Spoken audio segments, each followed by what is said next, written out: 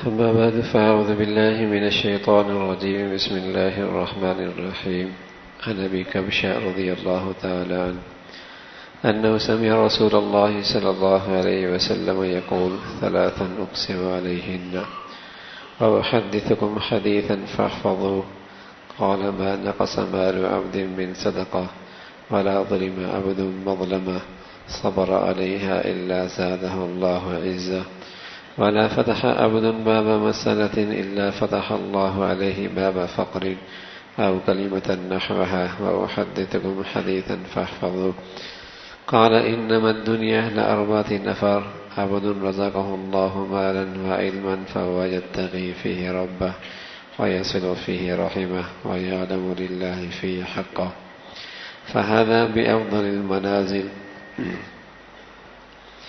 صحابی رسول صلی اللہ علیہ وسلم فرما رہے کہ میں نے اللہ کے رسول صلی اللہ علیہ وسلم سے سنا، آپ نے فرمایا، اللہ کے نبی کی وصیتوں کا سلسلہ چل رہا تھا۔ اللہ کے نبی فرمانے لگے: میں قسم کھا کے کہتا ہوں تین چیزوں کے بارے میں، اور تمہیں ایک حدیث بھی سناتا ہوں، ایک بات بھی بتاتا ہوں، اسے یاد کر لو۔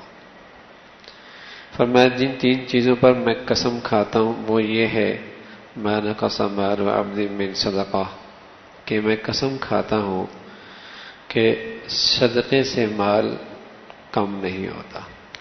ما نقص مال عبد من صدقہ، صدقے سے مال کم نہیں ہوتا۔ میرا پیارا نبی تو ویسے ہی بڑا سچا ہے، اور پھر قسم کھا کر کیا بتانا چاہ رہا؟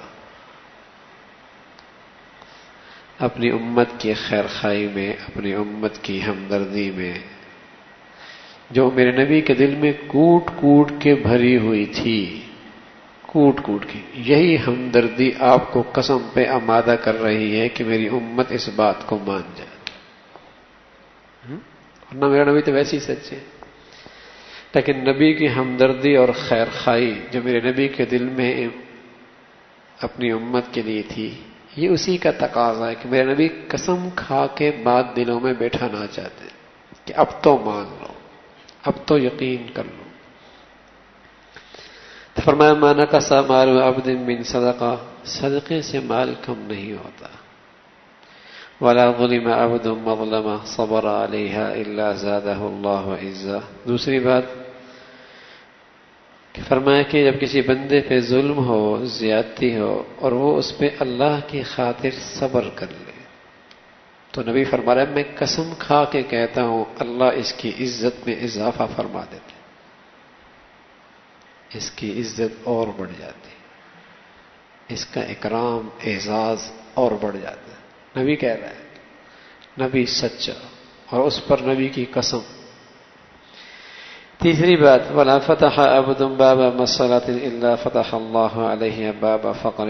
جب کوئی شخص اپنا مال بڑھانے کے لیے بھیکاری بن جاتا ہے، بھیک مانگنا شروع کر، ہاتھ یوں کر لیتا ہے، تو پھر نبی فرمانے لگے کہ میں قسم کھا کے کہتا ہوں پھر اس کے لیے فقر کا دروازہ کھل جاتا ہے، یہ فقیر ہی رہتا ہے، مانگتا ہی رہتا ہے، مانگتا ہی رہتا ہے۔ تو ان تین چیزوں پر اللہ کا نبی قسم کھا رہے ہیں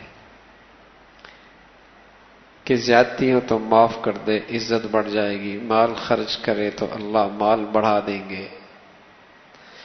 اور فرمایا آدمی اگر مانگنے کی لیے ہاتھ بڑھانا شروع کر دے تو فقر کا دروازہ اس کے لیے کھل جائے گا۔ پھر اللہ کے نبی نے فرمایا ایک بات بتاتا ہوں، اسے بھی یاد رکھو۔ فرمایا دنیا میں چار قسم کے لوگ ہوتے ہیں، دنیا میں چار قسم کے لوگ ہیں۔ ایک وہ شخص ہے جسے اللہ نے مال بھی دیا، علم بھی دیا، فَهُوَ يَتَّقِي فِيهِ رَبَّهُ وَيَصِلُ فِيهِ رَحِمَهُ وَيَعْلَمُ لِلَّهِ فِيهِ حَقًّا فَهَذَا بِأَفْضَلِ الْمَنَازِلِ۔ ایک اس قسم کے لوگ کہ جنہیں اللہ نے مال دیا، علم دیا، اور اس مال کے خرچ کرنے میں اللہ سے ڈرتے رہتے، اسراف نہیں کرتے، حرام میں نہیں لگاتے، گناہوں میں نہیں لگاتے، اس مال سے اللہ کی نافرمانی نہیں کرتے، بلکہ کیا کرتے ہیں؟ رشتہ داروں کے حقوق ادا کرتے ہیں، اللہ کا حق اس میں سے ادا کرتے ہیں، یہ انسانوں میں سب سے اونچے منزل پہ رہنے والے لوگ ہیں، بڑے لوگ ہیں، ان کا مرتبہ انسانوں میں بہت بڑا ہے۔ فرمایا دوسرے وہ لوگ اللہ نے علم دیا، وَلَمْ يَرْزُقْهُ مَالًا، مال نہیں ہے اس کے پاس، فَهُوَ صَادِقُ النِّيَّةِ يَقُولُ لَوْ أَنَّ لِي مَالٌ لَعَمِلْتُ بِعَمَلِ فُلَانٍ فَهُوَ بِنِيَّتِهِ فَأَجْرُهُ مَعَ السِّوَاءِ۔ دوسرا وہ جس کے پاس علم تو ہے، مال نہیں ہے، لیکن اپنی نیت کا بڑا سچا ہے، نیت کا بڑا سچا، اور یوں کہتا ہے اے اللہ اگر میرے پاس بھی ایسے ہی مال ہوتا جیسے فلاں شخص کے پاس ہے، جیسے وہ تیری رضا میں خرچ کر رہا ہے، میں بھی یوں ہی خرچ کرتا، تو پیارا نبی فرمانے لگا وہ خرچ کرنے والا اور یہ خرچ نہ کرنے والا، لیکن نیت اس خرچ کرنے والی کی طرح ہے، دونوں اجر کے لحاظ سے برابر ہے۔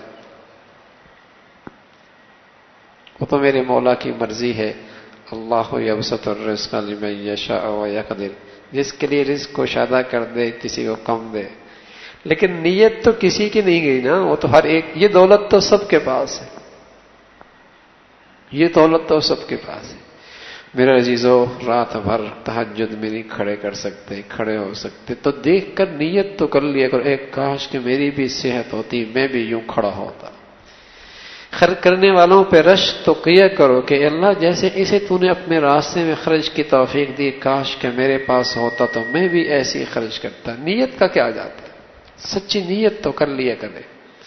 عبداللہ بن مبارک دنیا سے تشریف لے گئے، انتقال ہوا تو ایک شخص کے خواب میں آئے، کہا کیا کیا اللہ نے معاملہ؟ کہا اللہ نے بہت اچھا معاملہ کیا ہے۔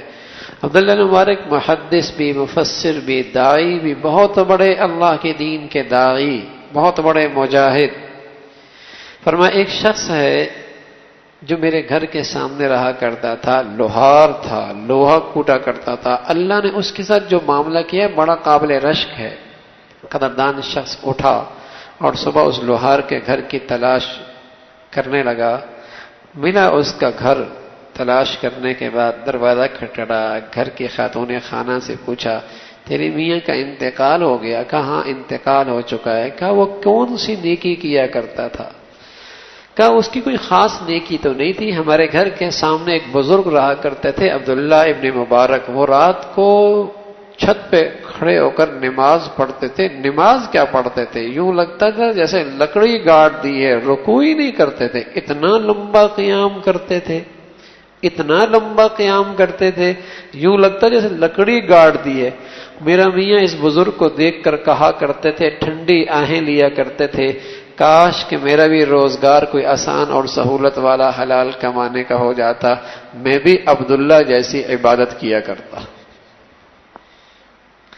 مفتی شفیع صاحب رحمۃ اللہ علیہ فرمایا کرتے تھے کہ یہ حسرت نایاب، ایسی حسرت بھی آج دنیا میں نایاب ہے۔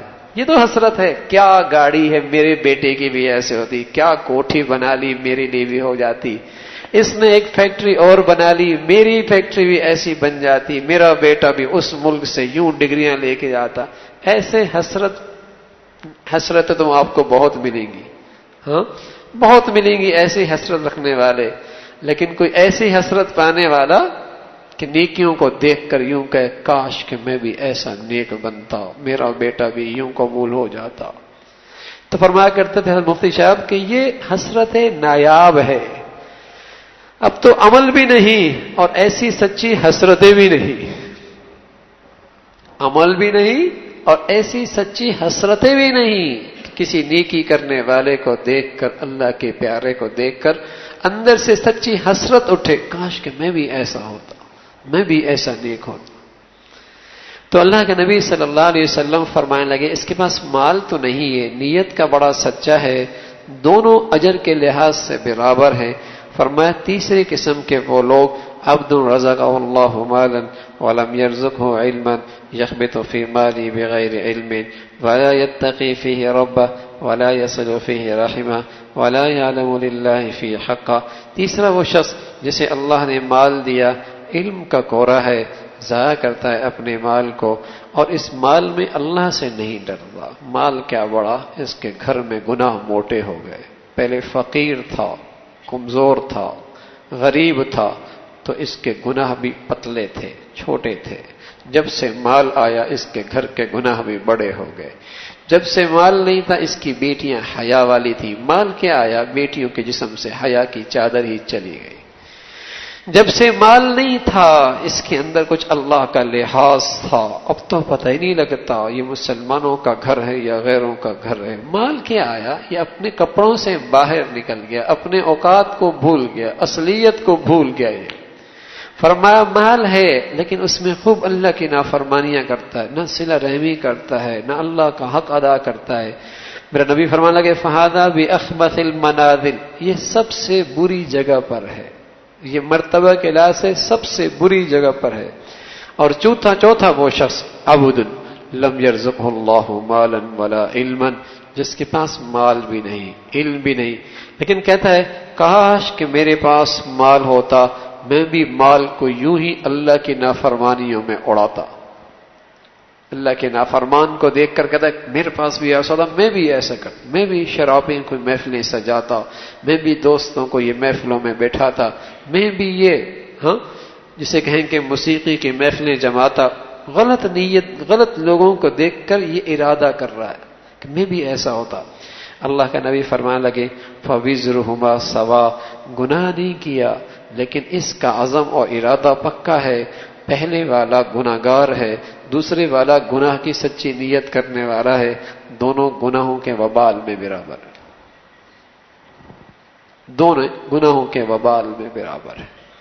تو میرے عزیزو، اللہ کرے اللہ ہمیں پہلے والوں میں شامل فرما دے، اللہ ہمیں پہلے والوں میں شامل، مال دے تو پسند میں خرچ کرنے کے توفیق دے دے، اور مال نہیں بھی ہے تو اللہ سچی نیت ہی دے دے، اللہ سچی نیت ہی دے دے کہ اللہ تیرے راستے میں خرچ کریں گے، تجھے راضی کریں گے۔ تو میرے عزیزو پھر بھی بڑا خوش نصیب ہے، پھر بھی بڑا خوش نصیب ہے۔ تو یوں اللہ کے نبی صلی اللہ علیہ وسلم نے فرمایا اسے یاد رکھنا اور اپنے آپ کو ایسا بنا لینا۔ اللہ بھائی عمل کی توفیق نصیب فرما دے۔ الحمد لله رب العالمين والصلاة والسلام على سيدنا محمد وعلى آله وأصحابه أجمعين۔ اللهم لك الحمد كله ولك الشكر كله، اللهم لك الحمد كله ولك الشكر كله، نستغفر الله نستغفر الله نستغفر الله، سبحان ربك رب العزة عما يصفون وسلام على المرسلين، الحمد لله۔